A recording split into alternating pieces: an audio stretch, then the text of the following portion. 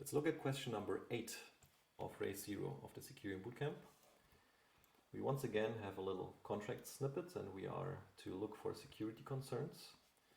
The first concern suggested is in option A, incorrect use of transfer instead of using send. So we can see that this contract has one function, which is external, which is emergency withdraw. And this emergency withdraw function has an only admin modifier to make sure that only admins can withdraw the funds of this contract in an emergency, supposedly.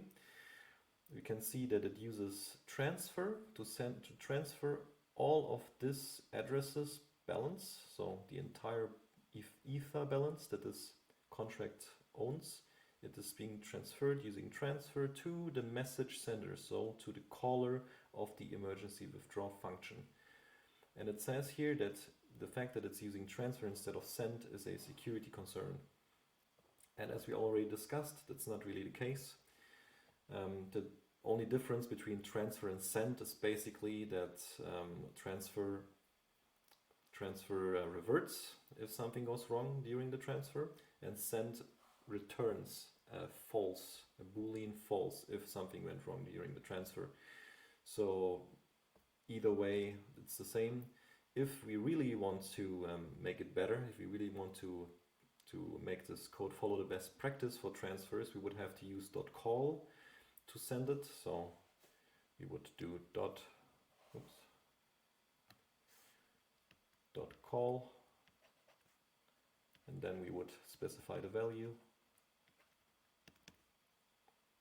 which is the balance.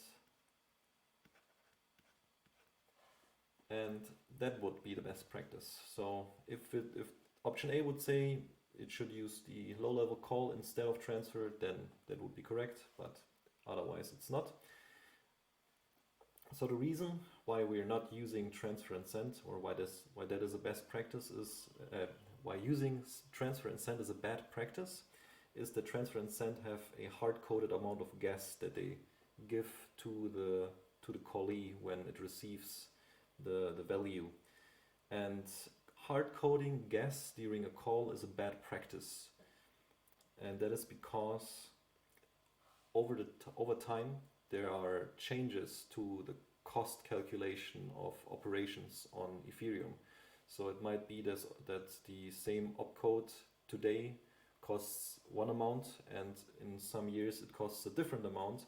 And if we make the assumption that when we call this other contract it will always consume the same amount and we only give it this exact amount, then maybe in some time the whole contract of ours will be bricked, because we can no longer call this other contract because suddenly it requires more gas, not because the other contract changed, but because the EVM operation cost changed. So that's why setting gas in a hard-coded manner during a call is a bad practice. Now you're probably wondering, well, if it's a bad practice, why does transfer and send even exist?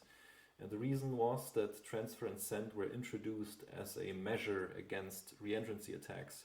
Basically, transfer and send would give the callee, the target of the receiver of the ether, it would give them just enough gas so that it can react to receiving gas, but not enough gas so it could actually exploit a reentrancy. But we know there are better ways to avoid reentrancies, following the checks, effects, interactions pattern, using non-reentrant modifiers. Those kinds of things are better than making this assumption that the gas costs will never change. And back then, it seems like people didn't realize it in time. So transfer and send were introduced and they're still here, but we shouldn't really use it in most cases unless we're absolutely sure that the receiver of that ether will be able to, well, doesn't need more gas than that, is an EOA or is a contract with an empty fallback function. Then maybe it's fine, but otherwise we should really not use transfer or send anymore. So A, it's not a security concern, it's not a concern that transfer instead of send is being used. Then we have B, a potential man-in-the-middle attack on admin address authentication. So we can see that this only admin modifier uses tx.origin instead of message sender. And that's a little bit problematic because it's tx.origin message sender. So if the admin would call emergency withdraw directly, both tx.origin and message sender would be the EOA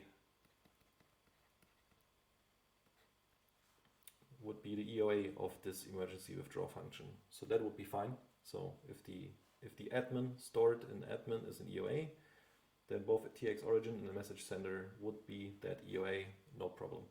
But if another contract is calling emergency withdraw, then tx.origin would be the EOA that signed that transaction, and message sender is the contract that is calling emergency withdraw. And a way how this can be exploited is, for example, that I could send a malicious phishing mail to the admin that is configured here, telling them that they can redeem some tokens from an airdrop, and maybe I did it so convincingly that they fall for it.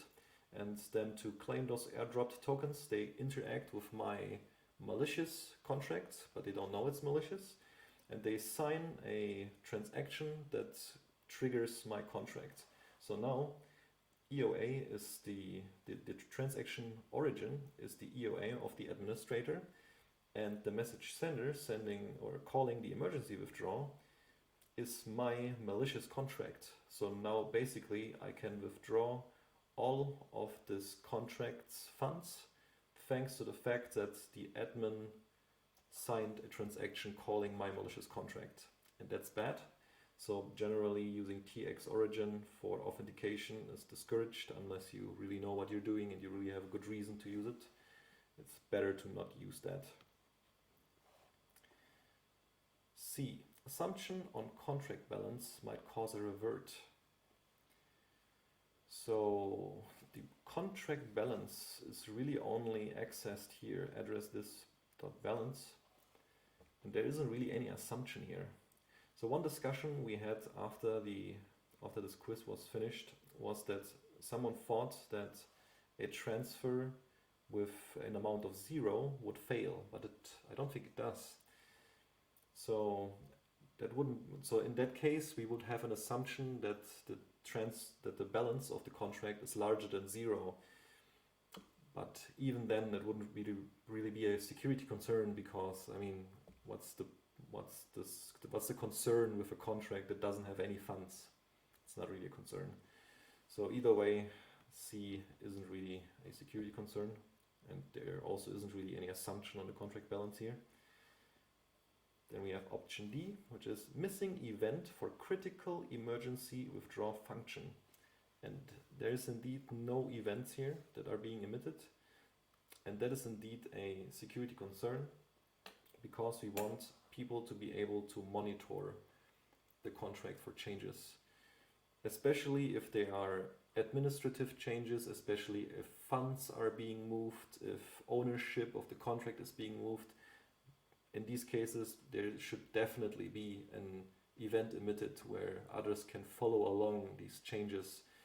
It's not impossible to follow along these changes without events, but it's a lot easier to follow events than having to use other methods to look into the changes of a contract. In general, the best practice is probably that you should just look every time some state variable changes, you should probably emit an event to reflect that change, because there was some action and this action should probably have an event. So the best practice is every time something changes in the state, probably you should emit an event. And that makes B and D correct. And that's it.